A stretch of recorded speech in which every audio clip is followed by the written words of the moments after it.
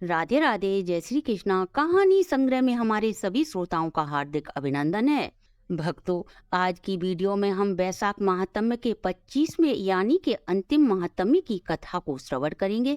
इससे पहले मैंने 24 दिन की महात्म्य की कथा के वीडियो अपने चैनल पर डाल रखे हैं।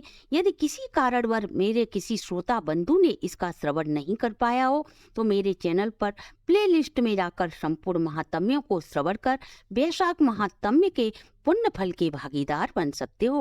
भक्तों, नियम व श्रद्धा पूर्वक कार्य करने वाले व्यक्ति को निश्चय ही उसके कर्म का पुण्य फल शीघ्र ही प्राप्त हो जाता है। मिथिला नरेश को वैशाख महात्म्य का प्रभाव फल तथा धर्म ज्ञान कराते हुए श्री श्रुत देव जी महाराज बोले, ही राजन, वैशाख शुक्ल पक्ष की अंतिम 3 तिथियों का महात्म्य ध्यान पूर्वक सुनो।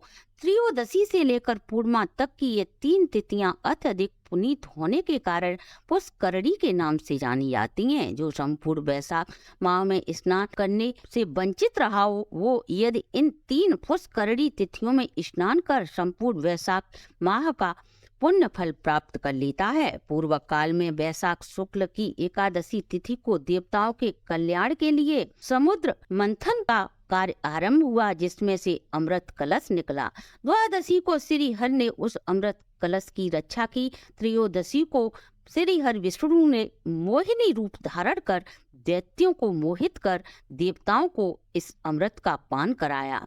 चतुर्दशी को देवताओं के विरोधी दैत्यों का संहार किया तथा पूर्णिमा को सभी देवताओं को उनका अधिकार व साम्राज्य प्राप्त हुआ। इसलिए देवताओं ने प्रसन्न हो इन 3 तिथियों को वर दिया।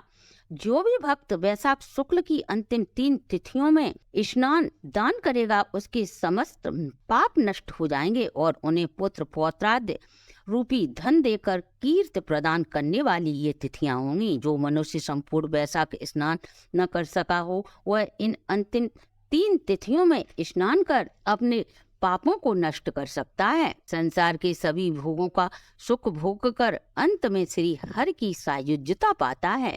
महीने के अंतिम 3 दिन यदि कोई धर्मात्मा वैशाख नियमों धर्मों का पालन कर श्री हरि का परम प्रिय बन जाता है।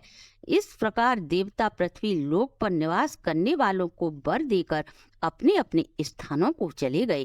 जो भी इन अंतिम 3 तिथियों में प्रातः स्नान कर श्रीमद् भागवत गीता रूपी अमृत का पान करता है अर्थात पढ़ता है, वह अश्वमेध यज्ञ के पुण्य फल का भागीदार बन जाता है। वहीं जो भी भक्त इन 3 तिथियों में विष्णु सहस्र नाम का पाठ करता है, उसके पुण्य फलों का वर्णन तीनों लोकों में कोई नहीं कर सकता। पूर्णिमा को भगवान श्री हरि के सहस्र नामों का पाठ कर जो श्री हरि को दूध से स्नान कराता है, वह जन्म जन्म के पापों से मुक्त हो वैकुंठ धाम को जाता है। वैशाख माह में भगवान श्री हरि के मुखार बिंद से अवतरित गीता के 1/4 श्लोक का जो पाठ करता है, वह ब्रह्म भाव को पाता है। जो वैशाख माह के अंतिम 3 दिनों में भागवत पुराण को स्मरण करता है या पढ़ता है, वह जल में कमल के पत्ते की भांति कभी भी पापों से लिप्त नहीं होता। अर्थात जल से कमल की उत्पत्ति होने पर भी कमल के पत्ते जल का स्पर्श नहीं करते। भक्तों, इन अंतिम 3 तिथियों का सेवन करने वाले न जाने कितने लोगों ने ब्रह्मत्व को प्राप्त कर लिया, देवत्व को प्राप्त कर लिया, कितने सिद्ध ज्ञानी हो गए और न जाने कितनों का उद्धार हो गया। ब्रह्म ज्ञान मुक्ति का कारक होता है। प्रयागराज में शरीर त्यागने से व्यक्ति मुक्ति को पा लेता है। वहीं मात्र वैशाख माह में नित्य स्नान कर भजन कर हर लीलाओं का वर्णन करने वाले की मुक्ति ही समझो, इसमें तनिक भी संशय नहीं है। इसलिए ये अंतिम 3 तिथियां भोग मोक्ष प्रदान करने वाली कल्याणमयी तिथियां हैं।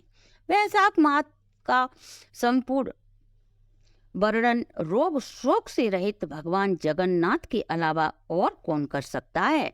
हे राजन, तुम भी भगवान विष्णु के प्रिय माधव मास में धर्म कर अनुष्ठान करो, जिससे निश्चय ही तुम्हें भोग और मोक्ष दोनों की प्राप्ति होगी। इस प्रकार संपूर्ण वैशाख महात्म्य का वर्णन कर श्री श्रुत देव जी महाराज मिथिलेश नरेश से जाने की अनुमति मांगते हैं, अर्थात जाने का विचार करते हैं। तब मिथिला नरेश जनक ने अभय दान के लिए उत्तम उत्सव का आयोजन कराया और श्री श्रुतदेव जी महाराज को स्वर्ण, गौ, पृथ्वी, आभूषणों तथा नाना प्रकार के अलंकृतों से उनका पूजन और वंदना कर राजा जनक ने गुरुदेव की परिक्रमा कर हाथ जोड़कर पालकी में बिठा उन्हें विदा किया। श्री श्रुतदेव जी महाराज तब सभी प्रकार से मैथिली नरेश से संतुष्ट हो अपने स्थान को चले गए। राजा ने वैशाख धर्म की महिमा जान जब तक जीवित रहे वैशाख धर्मों का पालन किया और अंत में श्री हरि के धाम को चले गए। महेश नारद जी राजा अम्बरीश से बोले, हे राजन, यह उत्तम पाप नाशक उपाख्यान मैंने आपको सुनाया वह समस्त संपत्तियों को देने वाला है। जो भी व्यक्ति इन उपाख्यान को सुनेगा या सुनाएगा वह सभी शारीरिक भोगों को भोग कर अंत में श्री हरि के धाम में निवास करेगा। महर्षि के ऐसे वचनों को सुनकर महाज्ञानी राजा अम्बरीश प्रसन्न हो संतुष्टि का अनुभव करती हैं। वह ब्रह्म जगत के सभी व्याधियों से मुक्त हो महर्षि नारद को साष्टांग प्रणाम कर संपूर्ण वैभवों से महर्षि जी का पूजन किया। इसके बाद नारद जी राजा से विदा लेके अन्य लोक में चले गए, क्योंकि उन्हीं के भ्राता श्री दक्ष प्रजापति के शाप से शापित होने के कारण वे एक स्थान पर अधिक समय नहीं ठहर सकते। राजा अम्बरीश नारद जी द्वारा बताई गई सभी वैशाख धर्म के अनुष्ठान आदि का वर्णन करते हुए निर्गुण परम ब्रह्म परमात्मा में लीन हो गए। जो भी भक्त इस पाप नाशक उपाख्यान को सुनता या सुनाता है वह परम गति को पाता है।